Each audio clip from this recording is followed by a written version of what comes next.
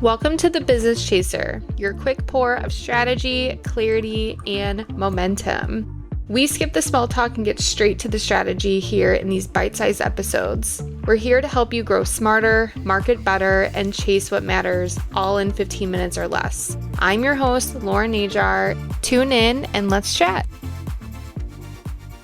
Hello. I am coming to you from a completely different place. It's not my usual background. So I wanted to come on here and talk to you about the ROI of events. You're probably listening to this on audio, so you're like, what are you talking about? I do record video on these, by the way, and eventually they will all be on YouTube, but I have a lot of episodes to upload in that case. But I have videos of every single episode, so get ready for that. Hopefully that will come soon. So I want to talk today about ROI on events. And it's a big consideration of your time and your money and your energy to go to events, right? A lot of times it could just be a whole day thing. Sometimes you might have to drive a couple hours. Sometimes it's right after work. Sometimes it's right after your work day, or it's in the middle of your day where then you only have a lot of time and then you miss calls or have to reschedule calls, things like that. It's like your morning's gone. It's a lot of investment. Like, let's just say this for a second, right? It's so easy to say yes and have FOMO to events. Any kind of event, coffee chats, like half day things, workshops after your full day of work. So workshops in the evening, dinners, retreats, conferences. And then it's, okay, well, I have to drive a couple hours. Then I have to fly. And then it's a whole weekend and you're away from your family. And it could be upwards of a couple $1,000s. Like, there's so much time, energy, and money that goes into these decisions. And if you're like, well, no, it doesn't, but it does if you actually think about it, because there's definitely always like a payoff or like give and take relationship with a lot of things, at least in my case. So, when I started going to events about a year and a half, almost 2 years ago now, I was saying yes to a lot. And I noticed that I was staying up working later because I didn't get work done during the day when I have time. And then, I had to be mom from like 5 to 9 and see my husband. And then after everyone went to bed, I would stay up and work. And I noticed that saying yes to 2 and 3 events a week was just so much for me.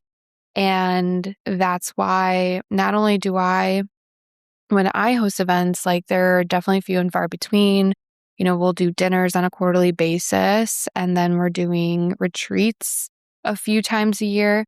But for me and my business, and then my, just how I operate, having a weekly event is a lot of work, especially if it's in person. And teach their own. And if that's your business, you want to run it like that, that's great. But I want to kind of talk about the ROI. So yes, there's a lot that goes into it, and it's a lot for you to say yes to. So how do we actually get the ROI or understand what the ROI is from these events? For me, in my experience, the ROI has paid off over the course of multiple months. And, you can go to, I think, smaller events, especially local events, and they could pay off instantly, right? You have really great conversations, relationships, you meet people, and you either are someone that they want to hire immediately, or you can forge a collaboration, or you want to hire them because that's what you're looking for, or it's just someone that you can be friendly with and have coffee chats, because I think sometimes we definitely need that in our business journey. So going and meeting people is probably the best thing, and it's going to immediately pay off for you. Now, I am on both sides of this. Because I host events, I have a different perspective. The host is responsible for fostering the connections to an extent, right? You can't make people meet each other. You can't make people talk to each other, but you can introduce, right? And I guess in a way, it's a little bit like making them. But you can foster the connection. You can foster a meaningful connection. So what do I mean by that? I like to know who's coming to my events. And I get really excited of who I can introduce people to right out of the gate. So especially if they're newer, I feel like, okay, yeah, like you can meet these people, like you can immediately meet them. And so I feel like you can do that, and then you can make people feel welcomed. You can make people feel like this is an environment where you can open up. You can definitely make them feel, it can make them definitely feel like welcomed and warmed up, right? And then I would say, like, when it comes to like smaller events, cheaper events, I'm not talking about like conferences where you have to travel and retreats just yet, but what would you hope to get the ROI out of those smaller events, right? That's the most important thing. So the ROI on events is hopefully you make connections, yes, but what would those connections mean for you? And going into an event, who are you hoping to meet? I got better at this as I continued to go on to events, right? At first, it really was just visibility for myself. I really, really, really needed to get visibility out there because I wasn't being seen locally and I'm only online, and just meeting people was something I needed to do. And let me preface this. I am an introvert. It is very draining for me to go up to people and introduce myself a million times. Yes, I host my own events, but I feel comfortable hosting versus going into a room where I don't know anyone and needing to say, "Hi, I'm Lauren," 500 times. And I do feel like I really have to psych myself up and tell myself of, hey, I need to meet one new person today. Because even if I do go into rooms, I might know some people, I will stay by them a lot of times. And I really have to challenge myself to not do that, because otherwise, why did I come to this event? I didn't come here to hang out with my friends. It's nice to see my friends. But at the same time, I'm coming and investing money to be in the room at the event. I need to meet other people as well. And sometimes that could be hard, but we figure it out. So I feel like that is one thing that you can control the ROI with, is that you can deliberately go and meet people. The next thing I will share is I definitely feel that when you go to the bigger events, truly understand what that ROI is going to be. And I think like this comes down to like maybe when you hire a coach or a mentor, is you're not just going to say, okay, I'm going to throw money at this person, they're going to fix all my problems. That's not the case. It's, what am I going to do to ensure that I have a good time and that my money is invested? I'm going to meet new people. I'm going to learn something. What am I going to take away? What are my lessons? For me, I invested in a big event last fall and I went to New York and I met a bunch of people, and just being in proximity of people who are more successful than I am really helped me. And that something like that pays off, and it will continue to pay off in months to come. I mean, I still feel like to this day, it's still paying off. I feel that when you do make investments to that extent, that's the ROI that I focus on. It's like, who am I going to meet and what am I going to take away from this room? Because, I am a small fish in a big pond in this room. And what can I add? Yes. And how can I make a name for myself? But who can I meet is going to also help me and inspire me too. So then the next thing is when I think about considering an event. So there was an event that I was considering a while ago, and the event itself, the programming wasn't for me. I feel like that was at like maybe like a beginner level kind of situation. But going to the event, I would have met a handful of people that I knew from the online space. I would have met them in person. And I know full well building in-person relationships just exacerbates the relationship and exacerbates like the results and the collaboration and the conversation. And your relationship gets so much stronger in that way. So that was my reasoning of like, do I really need to go to this event for the programming and seeing the speakers? No, because I'm past that. But going to the event would have meant for me that I would have met so many wonderful people that I already know in the online space. I would have met them in person, which would have been so cool. And I know that that would have been good for me. I did go and speak at an event, and that also happened to me where I met a handful of people that I knew in the online space. And again, like that just like immediately matches up to like, ooh, like let's collaborate, or let's do this together, or let's have a call and let's talk more. Like that's easier to happen when you're face to face versus like talking in a room, right? And so the ROI can happen if you go into it feeling like, yes, I want to get this specific ROI from it, but then also simultaneously being open to possibilities.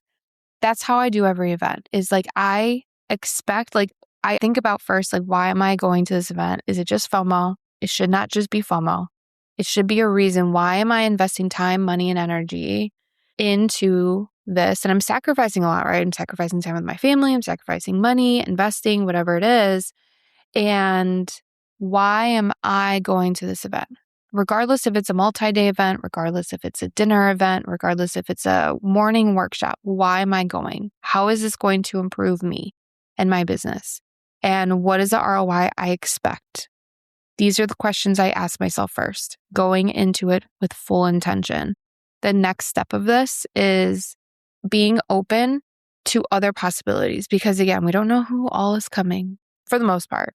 You don't know who you're going to meet or who you're going to talk to. You don't know how the event's going to go for the most part, because you're not hosting it, so you don't know. But still being open to other possibilities and challenging yourself to put yourself out there just a little bit more, whether that is meeting a new person or just having more conversations or inviting someone to a coffee chat, just being open to other possibilities.